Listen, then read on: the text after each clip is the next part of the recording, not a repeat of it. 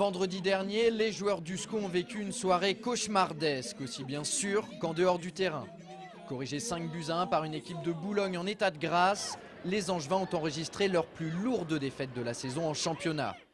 Alors qu'ils pensaient que leur calvaire avait pris fin une fois la rencontre terminée, ils n'étaient pourtant pas au bout de leur peine. À la sortie du stade, une poignée de pseudo-supporters les prennent à partie. Rapidement, les insultes fusent. C'est une première cette saison et ça, les hommes de Jean-Louis Garcia ont du mal à l'accepter. Après 2 mois où on ne gagne plus un match, on va dire que c'est normal, entre guillemets. Maintenant qu'ils insultent, moi je ne comprends pas, je ne suis pas d'accord. C'est pour ça que j'ai réagi, qu'on a réagi comme ça, certains. Voilà. De se faire critiquer, il n'y a aucun souci. On le comprend, on est là pour discuter. Moi je suis assez proche des supporters, donc ici il faut discuter, on discute, il n'y a aucun souci. Mais insulter à la sortie alors qu'il y a des enfants, qu'il y a des femmes, qu'il y a des vrais supporters, là ça fait mal. Donc que ce soit au stade ou ailleurs, personnellement je ne me laisse pas insulter. Donc voilà, c'est pour ça que j'ai réagi comme ça. Maintenant critiquer, on peut le comprendre. Oui. Retour maintenant sur le match en question. Vendredi soir, les Angevins sont tout simplement tombés sur plus fort qu'eux. En l'espace d'un quart d'heure, les Boulonnais ont scellé le sort du match. 15 minutes au cours desquelles les hommes de Philippe Montagnier ont inscrit 3 buts.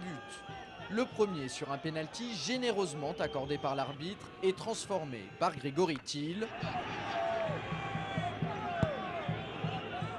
Le second sur une mésentente entre Malik Couturier et Olivier Auriac, dont le capitaine nordiste a su profiter. Et le troisième sur un coup franc d'Alexandre Cuvillier dévié par le mur. 3-0 à la pause, c'est cher payé. D'autant que l'équipe de Jean-Louis Garcia a une nouvelle fois manqué de réussite. En témoignent ces 2 occasions immanquables, mais pourtant manquées. Je crois que la différence énorme qu'il y a eu ce soir, elle est au niveau de l'efficacité offensive. Même si je vous dis, on a fait une première mi-temps qui est insuffisante. L'entame de la seconde période est complètement différente. Remontés, les Angevins parviennent même à réduire le score sur cette tête d'Olivier Auriac. Mais à force de jouer le tout pour le tout, le SCO va se faire prendre en contre à l'image de ce slalom de Cuvillier en plein cœur de la défense. À 4-1, les SCOistes accusent le coup. Résultat, Grégory Thiel en profite pour signer un triplé retentissant et enfoncer un peu plus la bande à Brunel. Score final 5-1 en faveur de Boulogne. Ce soir, c'est arrivé qu'on ait pris une culotté, donc c'est des choses qui arrivent dans le football. Ça n'arrive qu'une fois. Moi, ça fait 3 ans que je suis au club, c'est la première fois que j'ai vu ça.